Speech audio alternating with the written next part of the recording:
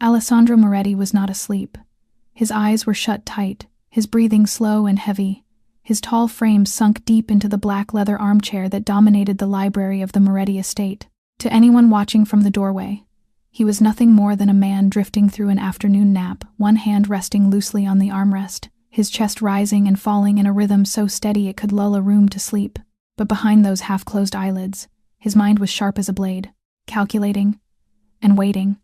He was 38 years old, and there was not a dock, a card room, or a restaurant in Boston's North End that did not pay tribute to the name Moretti. Ships moved when he allowed them to move. Men grew rich or disappeared depending on which side of his ledger they stood. The whole city feared him, police captains, union bosses, rival families who spoke his name in lowered voices. And yet Aleandro Moretti, the man an entire city was afraid of, feared exactly one thing in this world. He feared believing in a human being. That was why the trap on the walnut table beside him had been staged to perfection. An envelope, already opened, lay carelessly within reach of anyone who entered the room. Inside it, $5,000 in $100 bills, several of them deliberately left sticking out, catching the firelight, the kind of money that could change an entire month for a poor person. It looked exactly like what it was meant to look like. The forgotten carelessness of a rich man asleep in his chair. He called it the test of conscience. He had played this game for years. Dozens of times he had lain in this chair with his eyes closed and his money exposed, and dozens of times he had listened to the same story unfold. The hesitation, the held breath, the soft rustle of paper, the hurried footsteps. Maids, drivers, accountants, men who had sworn loyalty on their mothers' graves. They always took it. Always. Outside the tall glass windows, the season's first snow was falling, laying a thin white blanket over the withered rose garden. Inside, the marble fireplace crackled with a warmth so comfortable it invited people to lower their guard. Oak bookshelves climbed to the ceiling. In the corner, a grandfather clock measured out the silence. Tick, tock, like a patient heartbeat. There is something quietly tragic about a man who sets traps to catch the worst in other people. He believes he is testing their hearts. In truth, he is exposing the poverty of his own. Aleandro was not searching for honesty. He had stopped believing honesty existed. He was searching for proof that he was right, that the world deserved every ounce of suspicion he gave it, that every hand reaching toward him was reaching for his wallet or his throat. Because Aleandro Moretti had not been born cold. He had been taught to be cold patiently, thoroughly, by the very men who once called him brother. And then, through the crackle of the fire and the ticking of the clock, he heard it, the door handle turning, heavy footsteps entering, followed by footsteps that were very, very small. The woman who entered was Sophia Rossi. She was the newest member of the household staff, 29 years old, hired only 3 weeks ago. Aleandro kept his eyes closed, but he did not need to see her. He had read her file the day Rosa hired her, the way he read the file of everyone who set foot inside these walls. He remembered every line of it. Her husband, Daniel Rossi, had been a dock worker. 2 years ago, a loading crane at the harbor gave way on a wet October morning, and Daniel died beneath it before the ambulance ever arrived. He left his wife nothing but a stack of debts, a rented room with bad heating, and a daughter 6 years old, named Emma. That was who the small footsteps belonged to. Today was a Thursday, and Emma's school had closed because of the snowstorm. A woman like Sophia could not afford a babysitter. Aleandro knew because very little happened in his house without him knowing that she had gone to Rosa, the head housekeeper, that morning and begged to bring the child along just this once, promising the girl would be quiet as a little mouse. Rosa had reluctantly agreed, but her warning had been blunt as a hammer. If Mr. Moretti sees the child, both of you will be out on the street before nightfall. And so the mother's whisper now, trembling somewhere near the corner of the room, was the whisper of a woman carrying her entire life in her 2 hands. Emma, sit down here, on the rug, right in this corner. Her voice was so low it barely rose above the fire. Don't move, don't touch anything, don't make a single sound. Mr. Moretti is sleeping in that chair. If you wake him, Mama loses her job and tonight we'll have nowhere to sleep. Do you understand me? Yes, Mama. A small voice, gentle, obedient, and carrying something no 6-year-old voice should have to carry. The unmistakable tone of fear. There is a detail here worth pausing on, a detail Aleandro heard but did not yet understand. The mother said, "Don't touch anything." She did not say, "Don't take anything." In Sophia's heart, her daughter had never once been a threat to another person's money. Her fear was not a fear of the child's greed. It was the fear of the poor standing inside a rich man's world, the fear of people who know they can be condemned simply for existing in the wrong place. That was the line between suspicion and love. And the man pretending to sleep in the armchair was not yet awake enough, in any sense of the word, to see it. "Mama has to go clean the dining room," Sophia whispered. 10 minutes. "I'll be back in 10 minutes. Be good. I'm begging you. Be good. I promise. Mama." The door clicked shut. The footsteps faded down the marble hall. And now there were only 2 people in the library. The most feared man in Boston, and a 6-year-old girl in torn shoes. The silence stretched.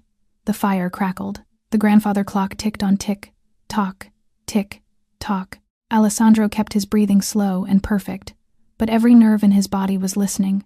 He waited for what always came: the creak of a cabinet, the clink of crystal, the stealthy shuffle of small feet exploring wealth they had never been allowed to touch. Children were curious by nature, and poor children, he had always believed, hungered for what they did not have. But Emma did not move. 1 minute, 3, 5. His neck began to ache from holding the same position, a dull fire spreading up toward his skull. He did not break character. He had played this role too many times to ruin it now. Then he heard it, a very faint rustle of fabric. The girl was standing up. Small footsteps, slow and hesitant, began moving toward the chair. 1 step, then a pause, then another, as though each one was being weighed before it was taken. The footsteps stopped right beside the chair. Alessandro knew exactly what was drawing the girl's gaze.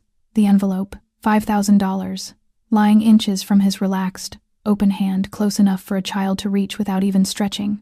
He could feel her presence beside him, small and warm, could almost hear her breathing. In his mind, the script began to play, the one he had rehearsed 100 times with 100 different people. She would reach out. She would snatch the bills, stuff them into her pocket with those clumsy little hands. Then he would open his eyes, catch her red-handed, and by evening her mother would be gone from this house. One more test, one more failure, one more lesson carved into the stone wall around his heart. Trust no one. Not the grown, not the small, no one.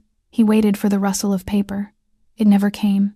Instead, Alessandro felt something he could not have written into any script. A small hand, cold as the snow outside, light as a feather, touching his arm. "What is she doing?" he thought, his mind racing behind his closed eyes. "Checking whether I'm still alive?" The little hand withdrew. Then he heard a sigh, strangely heavy, strangely old, a sound that did not belong in the chest of a 6-year-old. And then came a sound that confused him completely, the sound of a zipper. A moment later, something warm settled over his legs, thin, light, still carrying the damp chill of snow on its surface. It was the girl's jacket, a cheap windbreaker, the only one she had, and she was spreading it across his knees like a small blanket, tugging at the corners, smoothing it flat with the careful patience of someone tucking in a sick person.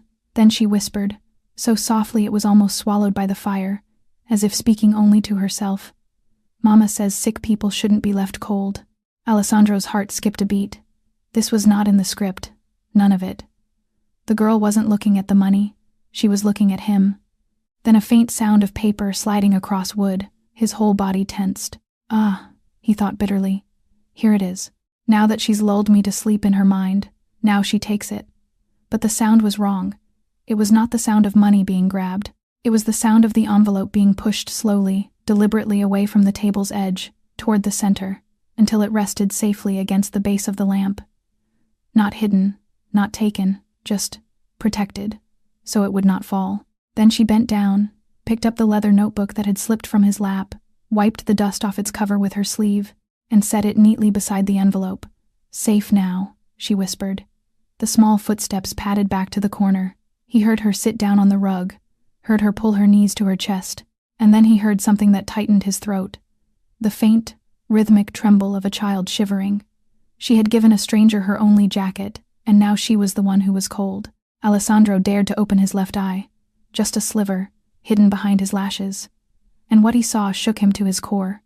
A thin, scrawny child with messy hair, wearing hand-me-down clothes a size too big, her shoes torn open at the toes, and yet her small face was filled with such focus, such seriousness, such quiet care, that any adult watching would have felt ashamed of themselves. Here is the thing that a 6-year-old understood, and that the most powerful man in Boston had long forgotten. Kindness does not require the recipient to be deserving. Emma had not weighed whether the man in the chair was rich or poor, good or evil, worth helping or not. She had simply seen someone who was cold. Adults have learned 1,000 reasons not to be kind. Children have not learned them yet, and sometimes that not yet knowing is the greatest wisdom of all. Alessandro lay motionless, his mind utterly blank. He had set a trap to catch a rat. What he had caught instead was a dove, and somewhere deep inside him, in a wall that had stood for 15 years, hard as stone, the first crack appeared. A single question screamed silently through it. Why didn't you take it? I know you're poor. Your shoes have holes in them. Why didn't you take the money? Before Alessandro could begin to process the emotion rising in his chest, a memory came flooding back, a memory he had spent 15 years burying, and which now returned without asking permission. It was a rainy night at the old harbor, warehouse number 7. Alessandro was 23 then, walking half a step behind his father through the downpour, toward a meeting of brothers. Waiting for them inside stood Marco, who had eaten at their table 1,000 times, who had slept under their roof, whom Don Giovanni Moretti called my second son, Marco, the right hand of the family. The man Alessandro had called brother his entire life. Marco stood there in the middle of the warehouse, and behind him, stepping out of the shadows between the containers, were the men of the Romano family. Alessandro remembered the exact half-second when his father understood. He remembered the old man's shoulders, how they didn't flinch, didn't tremble, only lowered slightly, as if under a weight that had finally arrived. Then the gunfire tore the night apart. Don Giovanni Moretti collapsed into his son's arms. Alessandro pressed his hands against the wound and screamed for help that would never come. And his father, bleeding out on the cold concrete of a warehouse that smelled of salt and rust, used his last strength not to name his killers, but to grip his son's collar and pull him close. Listen to me, the old man rasped. Don't let hatred turn you into a man with no one left to trust. A man who trusts no one is already dead before anyone shoots him. Promise me, Alessandro. Promise your father. I promise, Alessandro sobbed.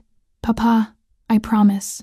Don Giovanni Moretti drew his final breath at 3 o'clock in the morning, in the rain, in his son's arms, and Alessandro broke that promise. Not in a day, not in a year. He broke it slowly, thoroughly, the way rust eats through a ship's hull. The 15 years that followed were years of purges, men expelled from the family on nothing more than a vague suspicion, explanations that were never heard, loyal faces studied like enemy maps. He began testing people, watching them, setting traps, the envelope on the table, the unlocked drawer, the whispered secret designed to see who would carry it. And every single time, people failed his tests. Until today, until Emma. Here's the truth about promises. The hardest one to keep is the one we truly want to keep. Alessandro had not betrayed his father because he was an evil man. He betrayed the promise because the pain was too great, and because bitterness, strange as it sounds, is a safe refuge. When you have decided that everyone is rotten, no one can ever disappoint you again. Bitterness is the armor of hearts that once loved too deeply. The trouble is, that armor keeps out the warmth as well. Alessandro returned to the present slowly, like a man surfacing from deep water. The child's jacket still lay across his legs, thin, cheap, damp at the edges, and yet it radiated a warmth that every fireplace in this mansion, every imported radiator, every cashmere blanket, had never once given him. And only now, after 15 years, did Alessandro Moretti finally notice something. His hands truly were cold. He didn't know how long he lay there, a minute, 5, 10, with that question still bleeding through the crack in his wall. Why didn't she take it? He needed an answer. He needed to look into that child's eyes and find the greed, the angle, the price tag he was certain existed inside every human being. Because if it wasn't there, if it truly wasn't there, then 15 years of his life had been built on a lie, he told himself. He never got the chance to decide. The library door burst open. Sophia rushed in, gasping, her face white as the snow on the windowsills, a woman who had clearly run the entire way from the dining room without daring to slow down for a single second. Sophia's eyes swept the room in a single heartbeat. First, the corner. Emma, curled up on the rug, her arms wrapped around her knees, shivering without her jacket. Then the armchair, her daughter's old, grubby windbreaker draped across the $1,000 suit of the most dangerous man in Boston. And finally, the walnut table, the envelope of cash, still lying there, untouched. Her hand flew to her mouth. In the mind of a mother who had spent 2 years learning exactly how merciless the world could be, the worst possible scenario assembled itself instantly. The girl had disturbed him. The girl had touched what must never be touched. Or worse, far worse, the girl had reached for the money, panicked, and tried to cover her tracks with this absurd, impossible jacket. Emma, she hissed, her voice sharp as broken glass, and she lunged across the room, grabbing her daughter's arm and pulling her to her feet. What did you do? Why is your jacket on him? Did you touch him? Did you touch that money over there? Emma looked up at her mother, eyes wide and round, bewildered, frightened. No, Mama. He was shivering. I just wanted to keep him warm, and the paper was about to fall, so I pushed it in to make it safe. Oh God, Sophia's voice cracked, tears rushing up before she could stop them. He's going to wake up. He's going to throw us out. Both of us. I told you not to move. She spun toward the armchair and snatched the jacket off Alessandro's legs, her hands shaking so violently she nearly knocked over the table lamp, catching it at the last second with a gasp that she strangled in her throat. She bent toward the sleeping man, whispering to someone she was certain could not hear her. I'm sorry. I'm so sorry, sir. Please, please don't wake up. And as she pulled the jacket away, an image flared up in Sophia's mind, one she had never been able to erase, and never would. Daniel. 2 years ago, the harbor clinic, its walls the color of old ice. Her husband lying broken beneath white sheets after the crane collapsed, machines counting down what little was left of him. She had held his hand, that big, callous dockworker's hand, as it slowly went cold in hers. And Daniel had used his final strength not to speak of his pain, but to squeeze her fingers one last time. Promise me, he had whispered. Never let Emma bow her head because she's poor, and don't let her lose that warm heart of yours. She deserves a better life than we had. Promise me, Sophia. I promise, she had sobbed. I promise. He closed his eyes 30 minutes later, and now standing in the middle of this magnificent library, clutching a damp windbreaker, watching her daughter tremble in the corner without a coat, Sophia understood a truth so painful it nearly bent her in half. She had kept that promise. She had raised Emma exactly as Daniel had asked, kind, warm, unable to walk past someone who was cold without doing something about it. And that very kindness, the most precious thing she had ever given her child, was about to destroy everything they had left. Alessandro lay motionless through all of it, and heard every word. And there is a cruel irony here that must not be passed over. This mother was terrified because of the best thing she had ever taught her daughter. She had built a warm heart inside her child, exactly as her dying husband wished, and now she stood, horrified at the sight of that heart doing precisely what it was built to do. That is the quiet tragedy of the poor in a harsh world. They are forced to teach their children that kindness is a dangerous luxury, that compassion has a price they may not be able to afford. And Alessandro, the man who lay there pretending to sleep, the man who set traps in his own library, understood, for the first time in 15 years, something that turned in his chest like a knife. He was the one who had made this world. He had become the monster everyone feared, not because he was cruel, but because he had taught people that their kindness was something dangerous. This woman's terror, this child's shivering silence, this was the empire he had truly built. He knew he could not lie still for another second. It was time to wake up. Alessandro let out a low groan, deliberate, perfectly measured, and shifted in his chair. Sophia froze where she stood. In one motion she pulled Emma tight against her chest and began backing toward the door, her whole body rigid, like a deer caught in headlights on a midnight road. He opened his eyes. He blinked several times, slowly, like a man surfacing from a deep afternoon sleep. Then he lowered his gaze onto the mother and daughter huddled by the door and put on the most flawless expression of irritation he had ever worn. His dark brows drew together. His jaw hardened. "What is this?" he grumbled, his voice like gravel. "What's all this noise? Can a man not have peace in his own house?" I'm so terribly sorry, Mr. Moretti." Sophia's words tumbled over each other, her head bowing. "I was only cleaning. This is my daughter. I had no other choice. Her school closed because of the storm. We're leaving right now, sir. Please don't dismiss me.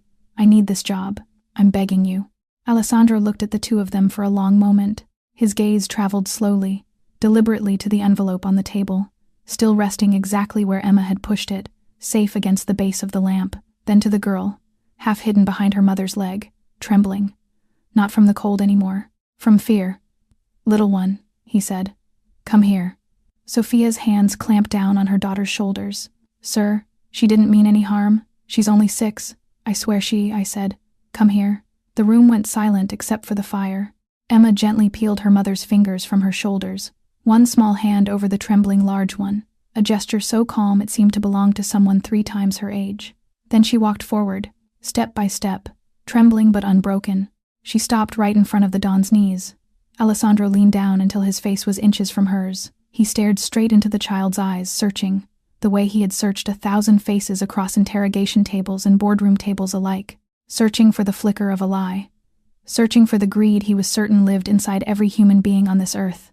"You put your jacket on me, didn't you?" "Yes, sir." "Why?" His voice was flat, cold.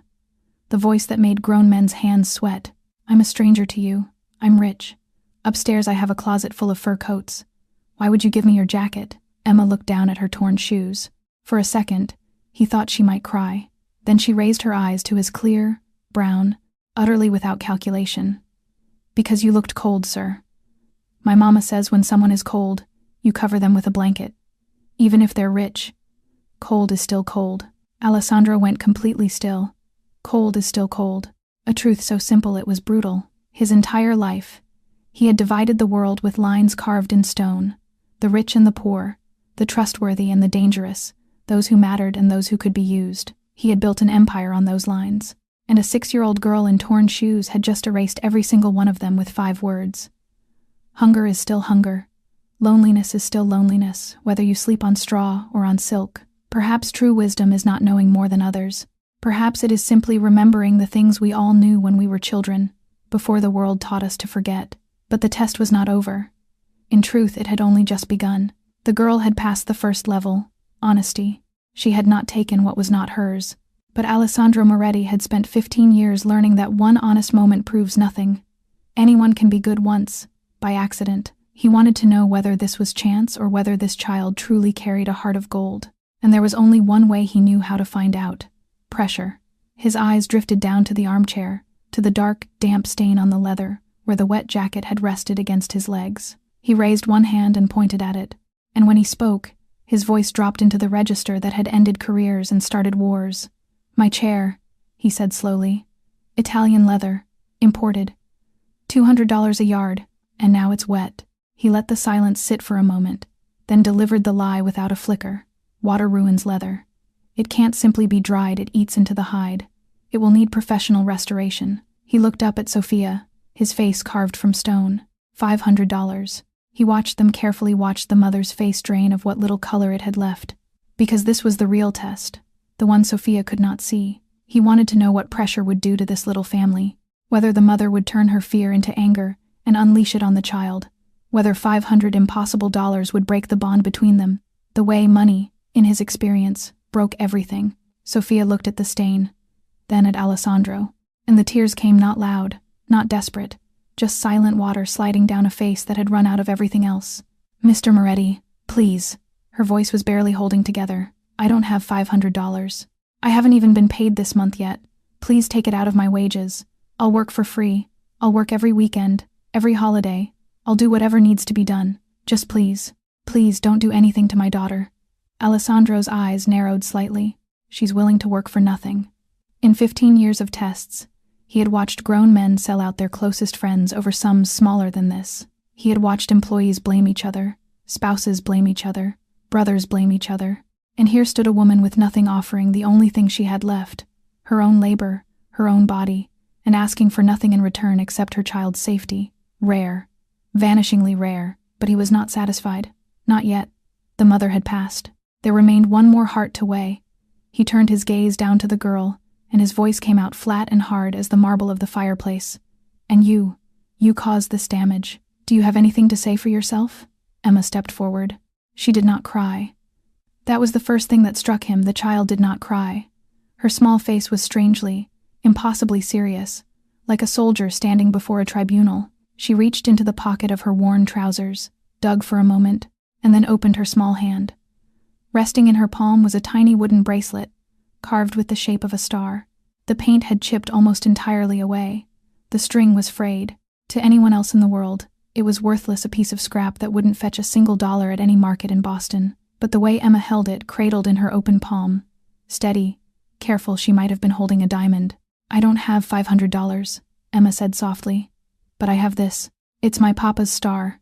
He carved it himself, with his own hands, before he went to heaven. He told me whenever I'm scared, hold it tight, and he'll be right there with me." "Emma, no!" Sophia's voice broke. "You don't have to, it's okay, Mama." The girl looked up at Alessandro, her eyes clear and steady. You can take my papa's star, sir, to pay for the chair. It's my best friend. But you're angry, and I don't want you to be angry at my mama." And she placed the little wooden bracelet on the expensive mahogany table, right beside the leather notebook. Alessandro did not move. He could not move. He stared at the tiny carved star, and his breath caught somewhere in his throat and refused to come out. The room, this vast library with its ceilings 4 meters high, suddenly felt too small to breathe in. He thought of the envelope of cash sitting on that same table. Thousands of dollars. Money he had laid out as bait. Money that meant nothing to him. Money he would not have noticed losing. Then he looked at the chipped wooden bracelet beside it. This child was offering the most precious thing she owned in the world to fix a mistake that had been born of kindness. She was giving up the only keepsake she had left of her father, just to save her mother's job. She was 6 years old, and she was paying a debt she did not owe, with a treasure that could never be replaced. The heart that had been frozen inside Aleandro Moretti for 15 years split open with a sharp, searing pain. And in that moment, he understood a truth that shook him to his foundations. This child who had nothing was richer than he would ever be in his entire life. He had millions of dollars. He had never not once sacrificed the thing he loved most for anyone, and he likely never would have, if this afternoon had not happened. Here is the moment worth pausing on. Longer than any other in this story, Emma was not giving from her surplus. She was giving away something irreplaceable. There is a vast distance between giving from abundance and giving from scarcity. The rich donate all the time, and they rarely feel pain. Emma felt pain. You could see it in the way her eyes followed the bracelet as it left her hand. And it is precisely that pain that is the true measure of generosity. Alessandro, who had never once hurt while giving anything away, was witnessing real generosity for the first time in his life, and it came from a child with holes in her shoes. The silence stretched on and on. Outside the tall windows, the snow kept falling, soft and indifferent. Alessandro slowly reached out and picked up the bracelet. His hand, the hand that had signed away men's fates without a tremor, was shaking. "You." His voice was no longer the voice of a dawn. It was barely a whisper. "You would give me this, just because a chair got wet?" Emma tilted her head, watching him with those clear brown eyes. "Is it enough, sir?" Alessandro closed his eyes.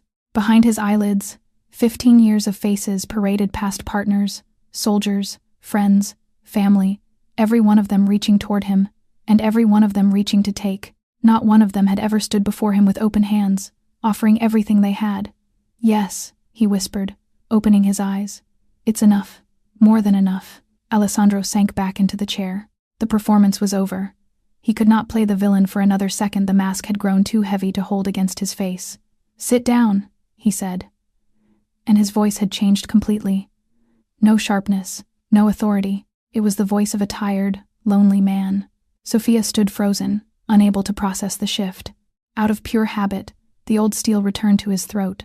I said sit down, and then, immediately, it softened into something no one in this house had ever heard from him. "Please, just sit. Don't look at me as if I'm about to eat the two of you." Sophia hesitated, then lowered herself onto the very edge of the sofa, instinctively pulling Emma into her lap, her arms wrapping around the girl like a shield. Alessandro looked down at the wooden bracelet in his hand, his thumb slowly turning the little carved star, his eyes fixed on something very far away. "I have a confession to make," he said, still looking at the star. He drew a breath. "The chair isn't damaged at all. It's just wet. In an hour, it will be dry." Sophia exhaled a long, shaking breath she had been holding far too long, a breath that seemed to carry 2 years of exhaustion out of her body. Then came the second confession. He raised his head and looked directly at the mother and daughter. "And I wasn't asleep." Sophia's eyes went wide. You weren't asleep?" "No." He shook his head slowly. "I was pretending. I deliberately left that money on the table. I wanted to see if you would take it. I wanted to catch you." Sophia's arms tightened around Emma. The hurt spread across her face plainly, undisguised the hurt of a woman who had scrubbed this man's floors for 3 weeks while he lay in wait for her to fail. "You tested us," she whispered, "like mice in a maze." "Yes," he admitted, without evasion, without excuse. "I'm a bitter man, Sophia. I believe everyone is a thief. I believe everyone has a price." He lifted a trembling finger toward Emma, and his voice began to crack apart. "But this child, she didn't take the money. She covered me with her jacket simply because she thought I was cold, and then she offered up her father's keepsake to save her mother." He raised a hand and wiped away a tear rolling down his cheek. making no effort to hide it. I lost my way. I have all the money in the world, and I am poor. And you have nothing, and you've raised a little queen." And then came the moment worth more than everything else in that room. Emma's small brows knitted together. She was confused, genuinely confused, because in her world, no one pretended to be cold in order to trap someone else. Such a thing did not exist. "So, you were pretending to be cold, sir?" Alessandro opened his mouth to answer. But the girl went on, her voice innocent, simply thinking out loud. "But your hands really were cold. I felt them." Alessandro went absolutely still. It was true. His hands really had been cold. He had set a fake trap, but the cold was real. The loneliness was real. And the child's kindness was real, too. The girl had touched a truth he had never anticipated. A truth hiding beneath 15 years of performances. He was not playing the role of a man who needed warming. He was the man who needed warming. Perhaps that is the most frightening thing for men like Alessandro. They put on so many masks, so many performances, precisely so that no one will ever see the truth. But sometimes a child, with her clumsy honesty, sees straight through all of it because she never cared about the performance in the first place. She only cared about the cold hand. And that, it turned out, was the only thing that mattered. Alessandro rose from the chair. He crossed the room and stood before Sophia, holding out the envelope. "Take it." Sophia shook her head, pulling back. "No, sir. I don't want your money. I just want to work. I want to earn our living honestly. Take it," he said gently. "This isn't charity. It's tuition payment for the lesson your daughter just taught me." His voice lowered. "Buy the girl a warm coat, new shoes, and buy yourself a bed that doesn't make your back ache every morning." Sophia's hands trembled as she reached out and accepted the envelope, her thank you dissolving somewhere in her throat before it could become words. "Don't thank me yet," Alessandro said, and a real smile, the first one in years, touched his lips. "I have a business arrangement to discuss. With Emma." He held up the wooden bracelet. "I'm keeping this star. It's mine now. You used it to settle a debt. Fair and square." Emma's face flickered with a sadness she tried very hard to hide. But he went on. "The problem is, I don't know how to take care of something this precious. I need help. I need someone to remind me how to be kind." He lowered himself onto one knee. The movement sent a sharp ache through his knee, and he did not care, so that his eyes were level with the 6-year-old's. "Emma, after school, come to this library, do your homework here, and teach this grumpy old man how to be kind again. In return, I'll take care of your education all the way through college. Do we have a deal?" Emma turned to look at her mother. Sophia was crying, one hand pressed over her mouth, and through the tears she nodded. The girl turned back. She broke into a gap-toothed smile, pure and heartbreakingly bright, and held out her small hand. And Aleandro Moretti, the Don who had never trusted a single soul, reached out, took that hand, and shook it. People like to think that beautiful stories end at their most beautiful moment. But real life is not like that. Real life is what happens after the handshake. Winter melted into spring, and the library of the Moretti estate, the room where an empire's coldest decisions had been made for 15 years, began to change. One small piece at a time. The heavy curtains, which had been drawn shut for as long as anyone could remember, were now pulled wide open, letting the morning sun pour across the oak shelves. On walls that had once held nothing but shadow, children's drawings began to appear crooked, crayon houses with smoking chimneys, a yellow sun with too many rays, and one drawing that hung closest to the desk. 3 stick figures holding hands beneath a scribbled blue sky. And on that desk, among files and ledgers whose contents Emma would never be allowed to know, sat a small wooden bracelet carved with a star placed where a man could see it every time he signed his name. A new rhythm settled over the house. Every afternoon, Emma sat cross-legged on the rug with her homework spread around her, and Alessandro leaned down from his chair, patiently walking her through each arithmetic problem. "Mr. Moretti, I don't understand this one. Call me Alessandro, little one." He had repeated it so many times it had become a ritual between them. "Let me take a look." Sophia would bring in the tea. In the beginning she kept her head bowed, kept her distance, set the tray down, and retreated the way servants had always retreated from this room. But the distance shrank. Week by week, she began to stay. Then came dinners, 3 people at a table built for 20 small stories, silly jokes, Emma's laughter ringing off the marble. For the first time in 15 years, there was laughter in the Moretti house. And the Don himself was changing, in ways his men could measure. When a low-level soldier was caught skimming from the books, an offense with only one traditional outcome, Alessandro learned the man had 2 small children, and let him go with a warning and a transfer. His men exchanged glances in the hallway afterward. Nothing like it had happened in 15 years. He began asking Sophia strange questions. Which school Emma attended, what a good pair of children's shoes cost, things he had never in his life needed to know the price of. And when Rosa, the head housekeeper, sent a man to clean the faint water stain still ghosting the leather of his armchair, Alessandro stopped him at the door. "That's not a stain," he said quietly. "That's where a child covered me with her jacket. Leave it there." But the underworld has sharp ears, and it began to whisper, "Moretti has gone soft." Luca, his consigliere, the iron-faced man who had stood at his shoulder through 15 years of war and silence, closed the office door one evening and said what no one else would dare to say. "Kindness, in our world, is the smell of blood among sharks. Don, I am glad for you." He paused. "And I am afraid for you." Alessandro stood at the window, looking down at the rose garden where Emma sat with her sketchbook, tongue between her teeth, drawing the fountain. He answered without turning around. "For 15 years I was perfectly safe, Luca, and for 15 years I was dead. Now I'm alive." He watched the girl below erase something and start again. "And being alive means taking risks. There are walls that take 20 years to build, and one child's jacket to bring down.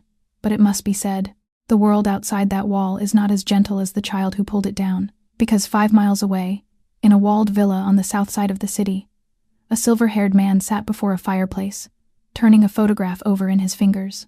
It had been taken through a telephoto lens, from a rooftop across the street. It showed Alessandro Moretti, the wolf of the North End, the man no bullet and no betrayal had touched in 15 years, laughing in the sunlight, pushing a little girl on a swing in a rose garden. The man holding the photograph was named Vittorio Romano. Vittorio Romano was 55 years old, and he had spent 40 of those years learning that power is a thing. You hold the way you hold water with both hands cupped tight, watching it leak through your fingers anyway. He was the head of the Romano family, the Moretti family's rival for 2 generations, and there was something else about him, something only a handful of living men knew. 15 years ago, it was Vittorio Romano who had found the crack in the Moretti fortress. It was Vittorio who had spent months whispering to an ambitious young man named Marco, Vittorio who had bought his loyalty piece by piece, and Vittorio who had given the order on that rainy night at warehouse number 7, the order that put Don Giovanni Moretti in the ground. His only regret, he had said more than once, was that the son had walked out of that warehouse alive. But the empire Vittorio had built on that night was rotting now. His soldiers muttered in back rooms about late payments. His money was thinning, and one by one, the small families of Boston were drifting toward the Moretti organization, toward the young Don, who was quietly turning docks and restaurants legitimate, whose businesses now made more in daylight than Vittorio's made in the dark. Understand this about Vittorio Romano. He was not a greedy man. Greed had burned out of him decades ago. He was afraid. It was the fear of an old wolf who smells the day coming when the pack turns on him. Vittorio had personally witnessed what this world did to aging kings. He had watched 2 old Dons, men he'd drunk wine with, be finished off by their own lieutenants the moment they showed weakness. He did not intend to die in a parking garage, shot by some boy whose name he'd never bothered to learn. And fear not, greed is what makes men truly merciless. A greedy man takes what he wants and stops. A frightened man burns everything, because no amount of ash ever feels safe enough. Now he sat before his fireplace, tapping one finger against the photograph. 15 years, he said to the trusted lieutenant standing beside him. 15 years, and no one has been able to touch Moretti. Do you know why? He didn't wait for an answer, because he had nothing to lose. No wife, no children, no lover, no vice, no weakness. A man with nothing to lose is the most terrifying creature on God's earth. He smiled then, and his finger came to rest on Alessandro's face in the photograph, on that unguarded, sunlit smile. A smile no surveillance camera had ever captured in 15 years. But look at this. Look at him. His voice dropped, almost tender. He's just acquired something to lose. The first order was precise. The woman and the child were not to be touched. Not yet. First, remove Moretti himself the old way. A clean assassination before the man finished dragging his empire into the daylight and became untouchable, protected by lawyers and ledgers instead of guns. And Vittorio had exactly the opening he needed. His information came from inside the Moretti estate itself, a source close to the dawn, close enough to know the household's rhythms. The message had arrived that morning. This weekend, for the first time in 15 years, Moretti will go out without his security route. 5 miles away, in the warm dining room of the estate, that weekend was being decided by a 6-year-old. Emma tugged at Alessandro's sleeve after dinner, her eyes enormous. "The Christmas lights are on early this year, at the square by Street Leonard's. Everyone in my class has already seen them. Everyone." A tragic pause. "Except me." Sophia set down her cup, hesitant. "Alessandro, you've never gone out like that. No planning, no route." Luca won't agree to it. Alessandro looked at the girl at those expectant eyes that had once looked at a shivering stranger and seen only a person who was cold, and he smiled. The kind of smile that still startled his own bodyguards. "One evening, as an ordinary man," he said. "I owe her that." He paused. "I owe myself that." Before leaving his room that Saturday evening, he did something he had never done before. He picked up the little wooden bracelet from his desk and slipped it onto his wrist, where it sat absurdly small against the cuff of his black coat. He murmured, half joking, the instruction Emma had taught him. "Hold it tight when you're scared." He had no idea how much he was about to need it. Saturday night, the snow fell soft and fine, like sifted flour under the street lamps. 3 figures came down the steps of Street Leonard's church and melted into the crowd, flowing toward the lights, Emma in the middle, one small hand in her mother's, the other in Alessandro's. And at the end of the street, behind the curtain of falling snow, a black car started its engine. The square glittered with 1,000 lights. Emma laughed, a peppermint candy stick in her hand, her breath making little clouds in the cold. She pointed at the giant tree in the center of the square, at the golden angel on top of it, and said something Alessandro would never afterward be able to remember, because in that exact moment, for the first time in 15 years, Aleandro Moretti was not scanning the crowd for threats. He was just a man, standing under Christmas lights, watching a child laugh. It was the only 4 minutes of carelessness he had allowed himself in a decade and a half, and 4 minutes was more than enough. The black car rolled up along the edge of the square, slow, unhurried. The window slid down. Metal glinted under the Christmas lights. From somewhere behind them, Luca's voice tore through the music and the crowd. "Dawn, get down!" the gun roared. Sophia did not think. Not for a second. Not for half a second. She shoved Emma down behind the stone flower planter and threw her own body in front of Alessandro. 2 more shots. She jerked, once, twice, like being punched hard in the back. Then her legs gave out, and she crumpled. Blood spread across the white snow, under the red and green lights that went on blinking, indifferent, cheerful, obscene, then chaos, screaming, the crowd stampeding in every direction, the bodyguards returning fire, muzzle flashes against the snowfall, tires shrieking as the black car fishtailed and vanished into the white curtain of the storm. Alessandro dropped to his knees in the snow and gathered Sophia into his arms. And for the first time in 15 years, the hands of the most feared man in Boston were shaking from something that was not rage. "Sophia, look at me, stay with me." Her eyes found his.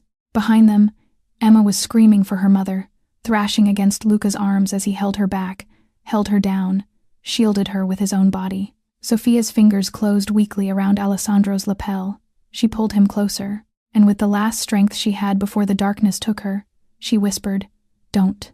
Let Emma see you take revenge. She believes. You're a good man. Don't prove her wrong." Her hand slipped from his coat. The ambulance ripped through the night, sirens splitting the city open. Street Mary's Hospital, a corridor of blinding white, thick with the smell of antiseptic. Doors that swung shut in his face with a sign above them he could not stop reading. Surgery in progress. Alessandro stood like a statue outside the operating room. Sophia's blood was drying dark on his white shirt. In his right fist, squeezed so hard the edges bit into his flesh, was the little wooden bracelet, the star carving itself into the skin of his palm. And inside him, a war began. 2 men roared for control of the same body. The first was 15 years old and made of ice and iron, the monster, the Dawn, the wolf of the North End. It wanted blood for blood, tonight. It already had the phone numbers, the men, the gasoline. It could have the Romano family burning before sunrise. Every warehouse, every safe house, every last one of them. It knew exactly how. It had done it before. The second man was 3 months old. He had been born on a snowy afternoon in a library, under a child's jacket. He knew how to braid hair badly and lose at chess on purpose, and he was holding a wooden star in his fist, and a promise made to a woman who was, at this moment, lying on a table with 2 bullets in her body, bullets she had taken for him. Don't prove her wrong. He could not be both men. Not anymore. Tonight, in this white corridor, he had to choose. Think about what that woman did. She took bullets for the man who had set a trap to catch her stealing, She never hesitated not to weigh what he deserved, not to calculate what it would cost her, not to consider the daughter she might leave behind. No contract can buy that. No empire can teach it. There are debts that cannot be counted in money, and Aleandro Moretti, a man who had spent his whole life keeping meticulous account of every debt owed to him and by him, now owed something he did not know how to repay. For the first time in his life, the ledger was useless, and the doors of the operating room stayed shut.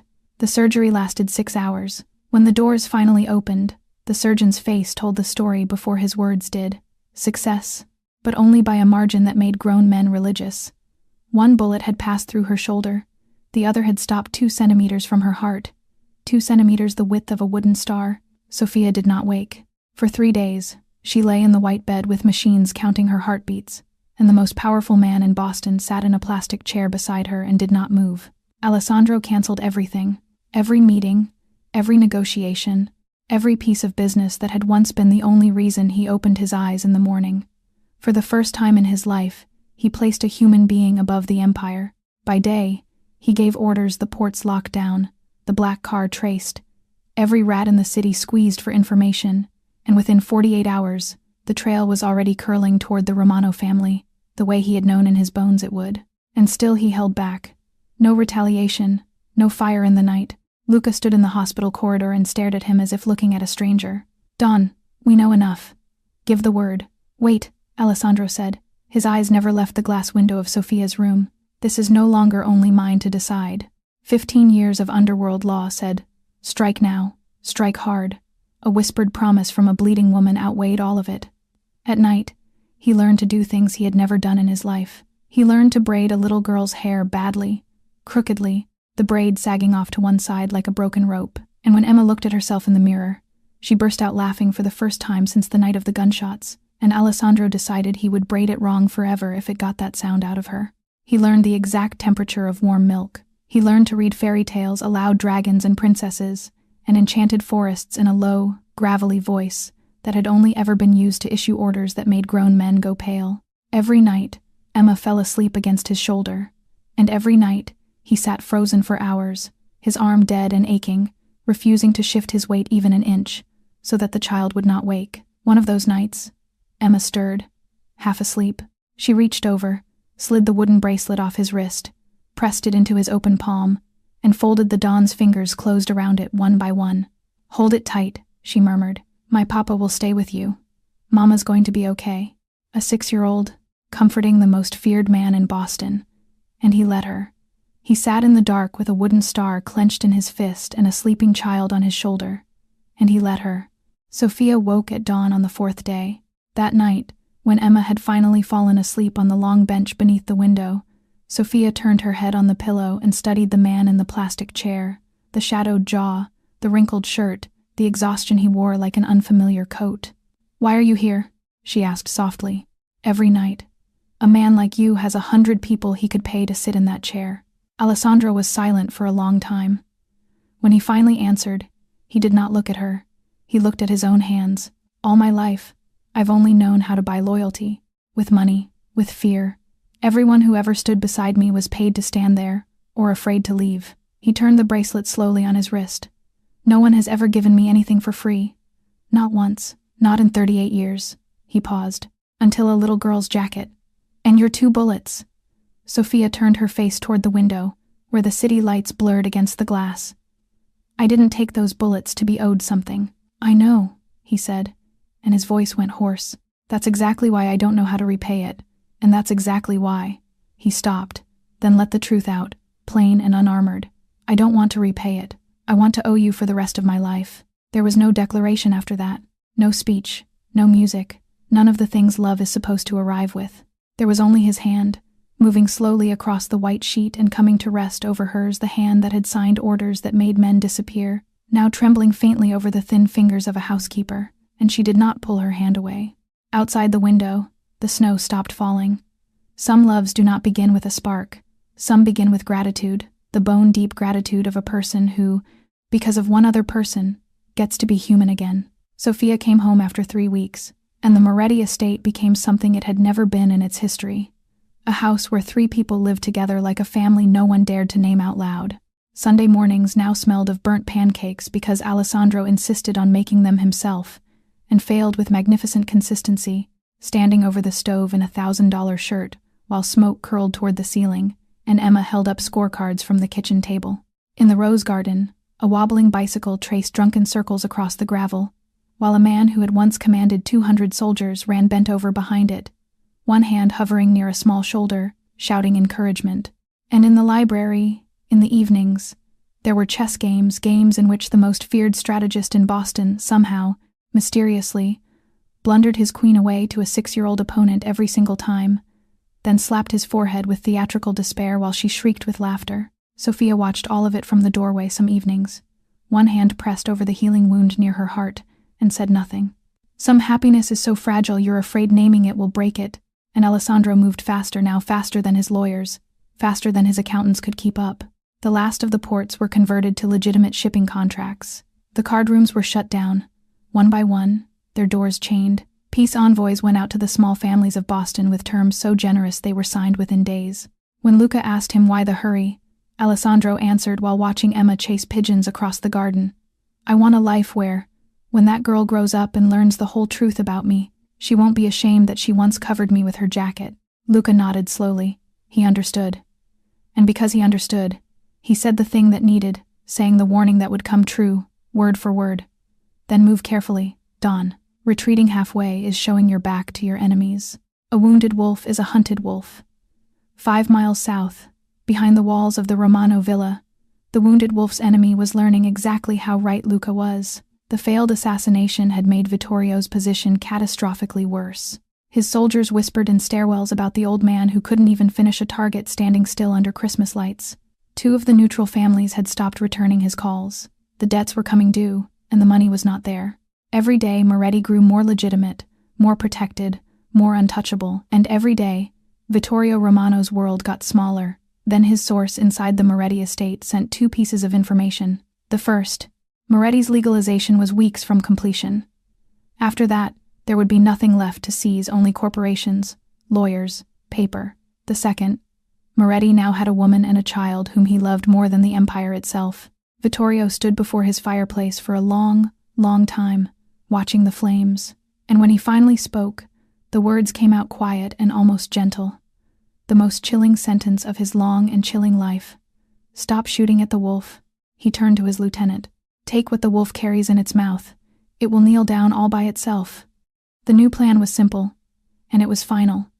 Take the woman and the child, force Moretti to sign over every territory, every underground asset, every route and dock and debt, make him come to the exchange alone, and then kill all 3, and erase the Moretti name from Boston forever. Thursday afternoon came, ordinary as every Thursday afternoon before it.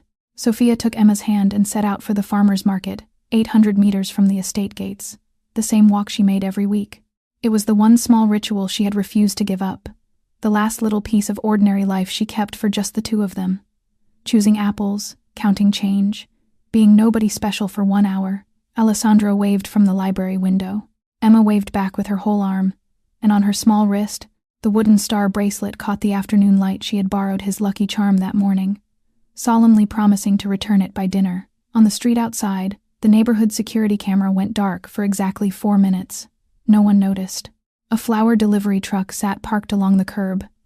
No one on that street had ordered flowers that day. In the library, Alessandro sat reading the final stack of legalization files, a cup of tea cooling at his elbow.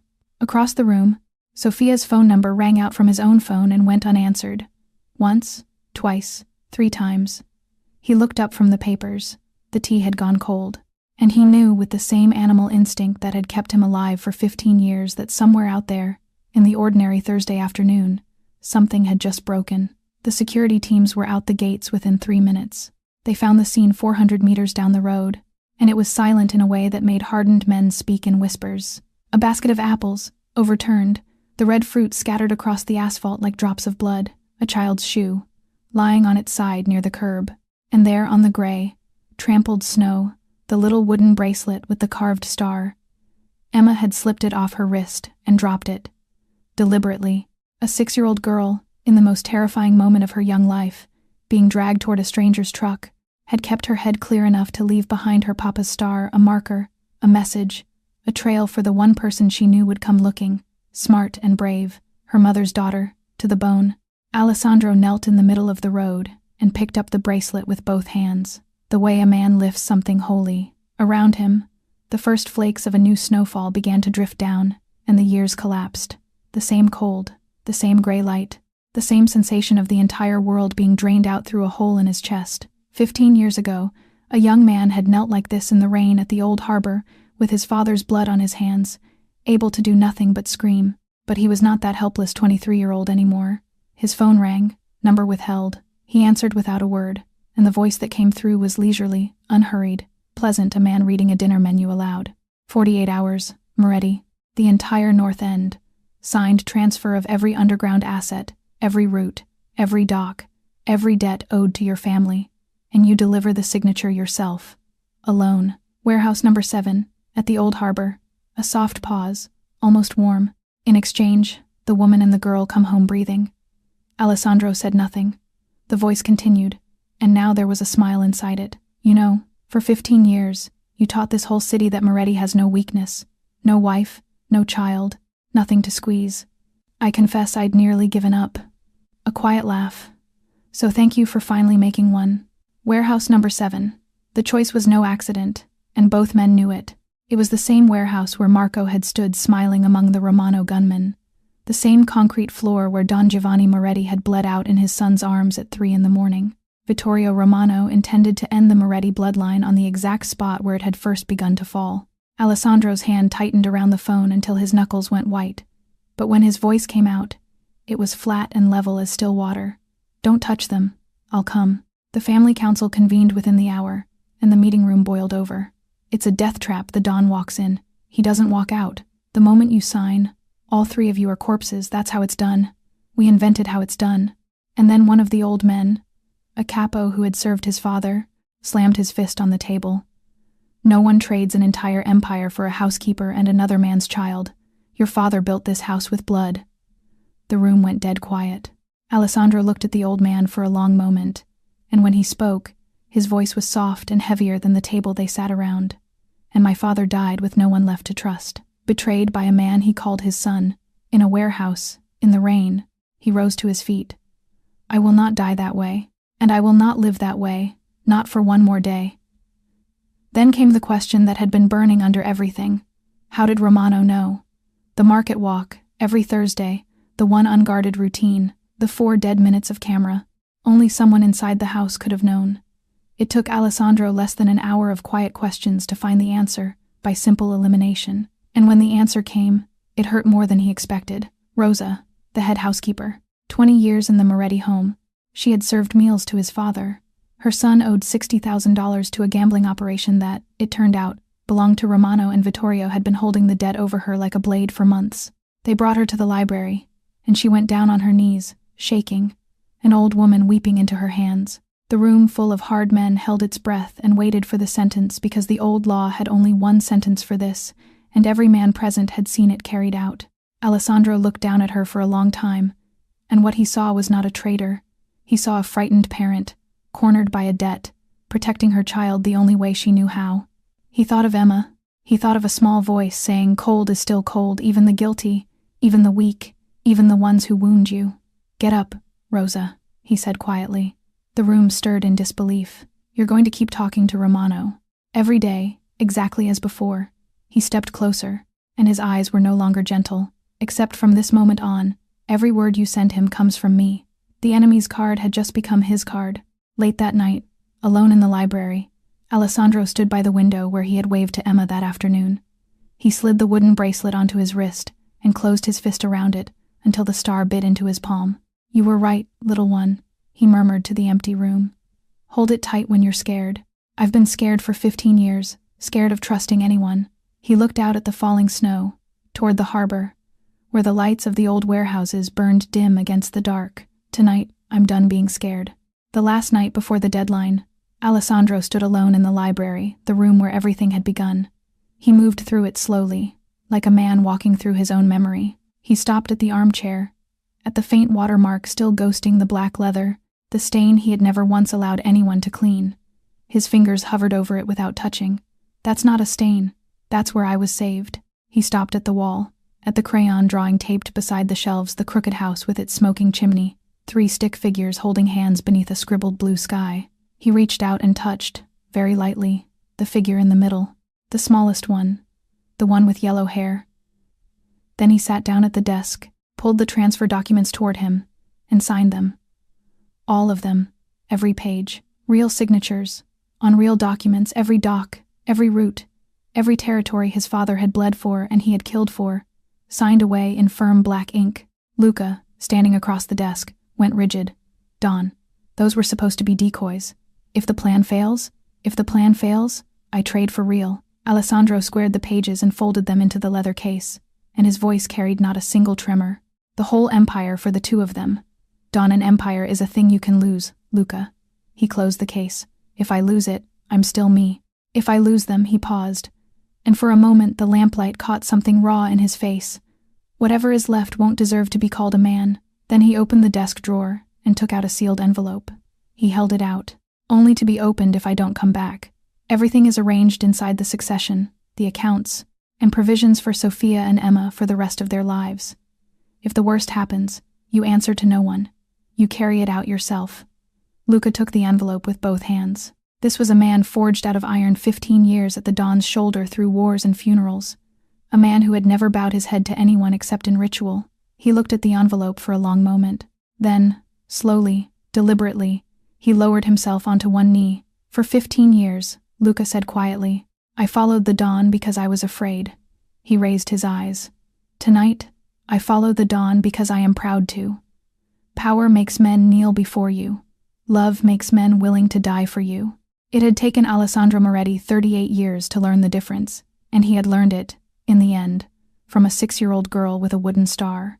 They spoke of the plan only briefly, in the low voices of men who had already rehearsed it a dozen times. The false intelligence had been flowing through Rosa for 2 days now, steady and believable. Word that Moretti's reinforcements were massing at a depot on the south side of the city, positioning for an ambush after the exchange. Vittorio would do what any commander would do, pull his main force away from warehouse number 7 to intercept the Phantom Army before it could move. What Vittorio could not know was this: there was no army in the south, there never had been. Luca's men were already inside warehouse number 7, sealed inside the shipping containers along its walls, motionless in the dark and the freezing cold, since 12 hours before the ultimatum had even been delivered. No phones, no lights, no sound, waiting for a single signal. Across the city, in a cold storage room at the old harbor, Sophia held her daughter inside a thin blanket, her back against the concrete wall. The old wound near her shoulder throbbed with every drop in temperature, a dull ember of pain that never quite went out. Emma stirred against her chest. "Mama," she whispered, "Mr. Alessandro will come, won't he?" "Yes, sweetheart. How do you know for sure?"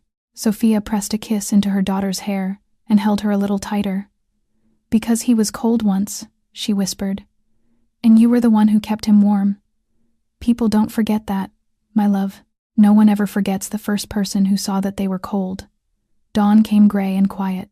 Alessandro, dressed in black, a plain suit, no weapon showing, nothing in his hands but the leather document case, and on his wrist, absurd against the dark cuff, sat a child's wooden bracelet with a carved star, small, chipped, and somehow the most unbreakable thing he wore. He stood one last second in the doorway of the darkened library, in the familiar shadow where he had once lain in wait for the worst in people, and had been found instead by the best in one of them. Then he switched off the light and walked out. Beyond the gates, an engine turned over in the harbor fog. An hour before the appointed time, Vittorio Romano went down to the cold storage room himself. He carried a bottle and a single glass. He set a chair down facing the mother and daughter, lowered himself into it with the stiffness of old bones, and poured the wine slowly, as if there were all the time in the world. For a while he simply looked at them, the woman with her arms around her child, meeting his gaze without blinking. And then, strangely, he began to talk, as if, before the hour of judgment, even a man like him needed someone to hear it. "I was 9 years old," he said, turning the glass in his fingers. "My father owed a gambling debt to a crew in the old neighborhood. He couldn't pay," a thin smile, "so he paid with me, sold his own son to settle the account. I stood in the rain, I remember it was raining, and I watched him count the money, watched him check it twice. He took a slow sip, and then he turned around and walked away. He never looked back, not once. I stood in that rain and I waited for him to look back, and he never did. The storage room was silent, except for the hum of the cold. That night, I learned the only lesson on this earth worth learning. He leaned forward, elbows on his knees. Family is merchandise. Love is merchandise. Everyone sells. The only difference between people is the price. He gestured at the concrete walls around them, almost courteous. And tonight, your Moretti will prove me right. He won't come, or he'll come with an army at his back and let the bullets decide. But walk in here alone, and trade an empire for a housekeeper and another man's child? He shook his head slowly. No one on this earth does that. No one ever has. Sophia looked at him for a long moment. When she answered, her voice was so calm it made the old man pause with the glass halfway to his lips. You're wrong, she said. But not because you misjudge people. You're wrong because in your whole life, you have never once met someone who looked at you and saw a human being. She held his gaze. He has. Vittorio's jaw tightened. He was reaching for some reply, something dry and cutting when a small voice cut through the cold room, clear as a bell. Your hands are cold. He looked down. The child had emerged from the fold of her mother's blanket, and she was not crying. She was looking straight up into his eyes, the eyes that made hard men study their shoes with nothing in her face but a kind of grave, 6-year-old concern. They're cold like Mr. Alessandro's used to be, Emma said. You've been cold for a really long time too, haven't you? Vittorio Romano went absolutely still. For half a second, no more something moved across that old wolf's face.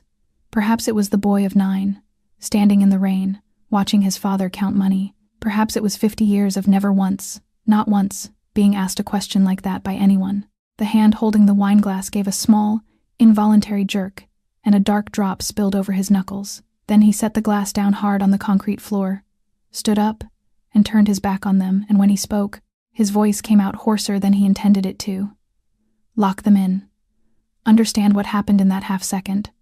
For that half-second, he was a human being, not a devil.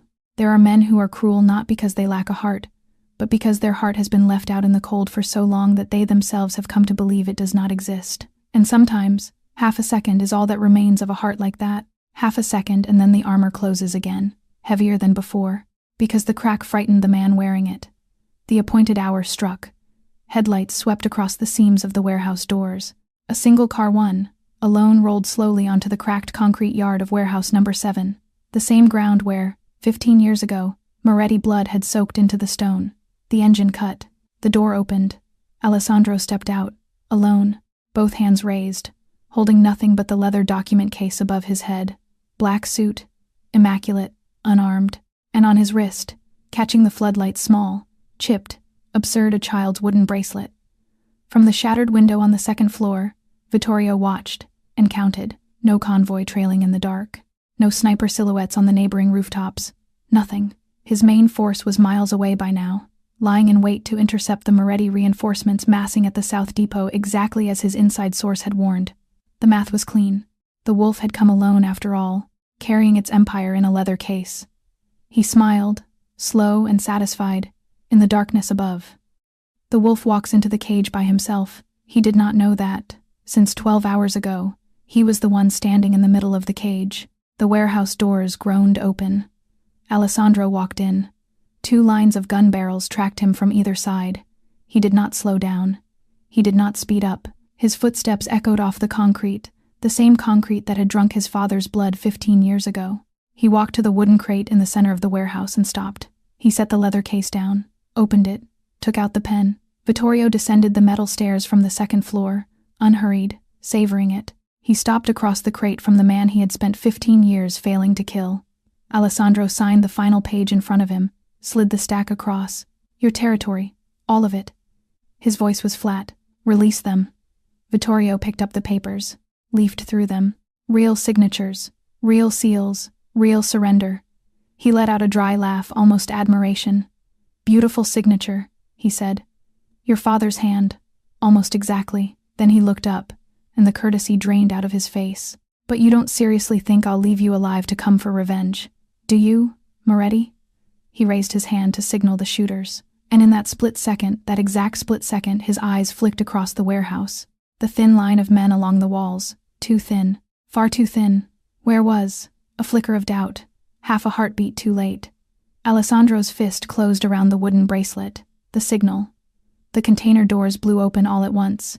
Luca's men, 12 hours motionless in the freezing dark, poured out like a black tide. Muzzle flashes tore the shadows apart. Gunfire shredded the corrugated walls. Glass exploded from the upper windows and rained down in glittering sheets. A tracer round bit into the stacked wooden pallets, and fire crawled up them like a living thing. Alessandro was already running. Through the crossfire. Toward the cold storage rooms at the back of the warehouse. A bullet ripped through his left shoulder. He staggered, caught himself on a steel drum, kept going. Blood soaked hot down his sleeve. The corridor, the steel door. He reared back and kicked it open. Sophia and Emma were huddled in the corner, alive. The guard inside spun, weapon rising, and Alessandro did the only thing there was time to do.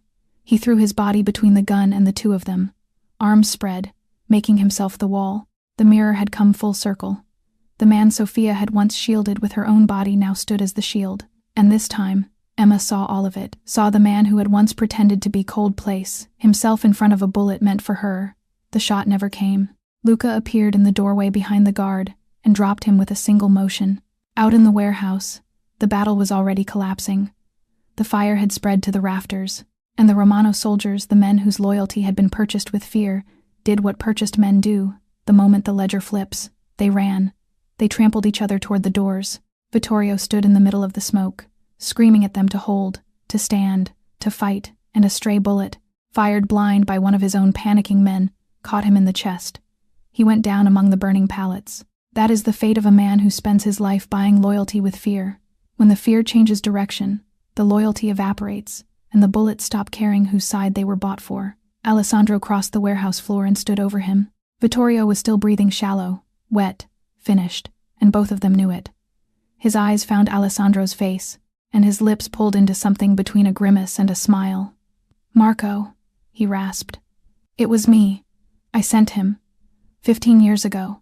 A red bubble of a laugh. My only regret. We missed. The sun. There it was. The final confession. The hand behind the hand that killed Don Giovanni Moretti. 15 years of hatred came up Alessandro's spine like a scream. His gun was already in his hand. He did not remember drawing it. The barrel lowered to the dying man's forehead. His finger settled onto the trigger. Every cell in his blood howled for it. He had every reason on this earth. And then he felt it, a pair of eyes on his back. Emma, standing in the corridor doorway, wrapped in her mother's arms, watching him. The same eyes that had once looked at the most feared man in Boston and seen only a person who was cold. Don't prove her wrong. Alessandro lowered the gun. He let it hang at his side, and he stood there, and he did nothing, and the doing of nothing was the hardest thing he had done in his entire life. The girl did not see him take his revenge. She saw him choose not to, with every reason in the world burning in his hand. Vittorio watched the gun come down, and his gaze slid past Alessandro, searching, until it found the small figure in the doorway. His lips moved one last time, the words riding out on his final breath. The little one was right. Cold. A long exhale. For too long. His eyes stayed open. But Vittorio Romano was gone, and he had left not as a monster, but as a man. A man who had been cold for 50 years. Alessandro dropped to his knees in the ash and smoke and firelight, and pulled Sophia and Emma against him with his good arm, crushing them into his chest. The blood from his shoulder soaked into the sleeve of Emma's coat. The girl pulled back an inch and pressed her small palm against his cheek, checking. The way children check that he was warm, that he was there, that he was real. He was.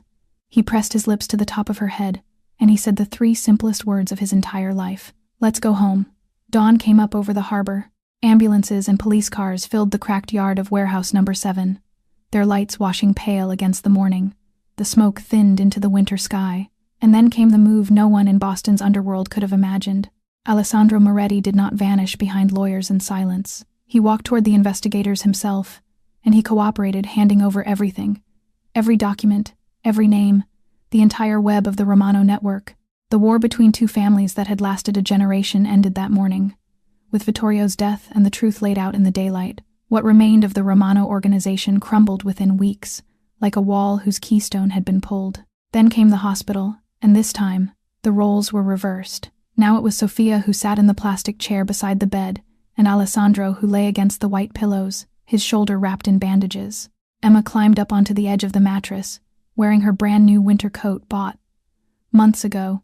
With the $5,000 from a certain envelope, she unzipped it, pulled it off, and spread it carefully over his legs, smoothing the corners flat with all the seriousness of a head nurse. "This time I have 2 jackets," she announced. "You can keep one."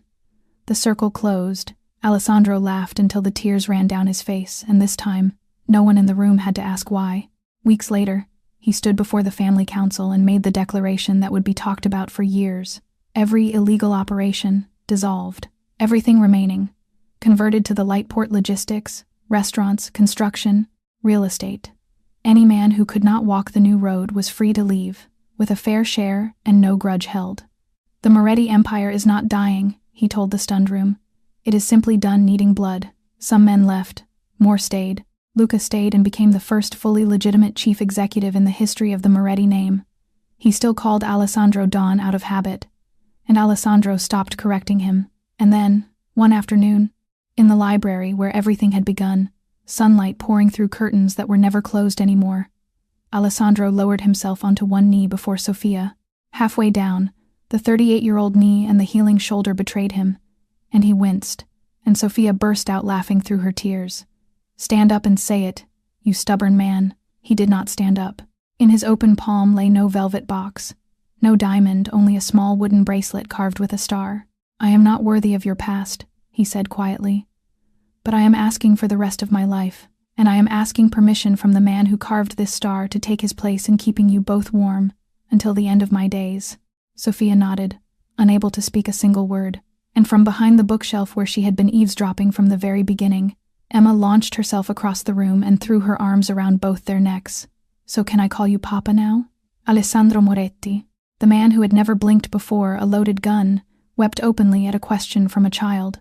They married in the spring, in the rose garden, no underworld, no spectacle, only the people who had stayed.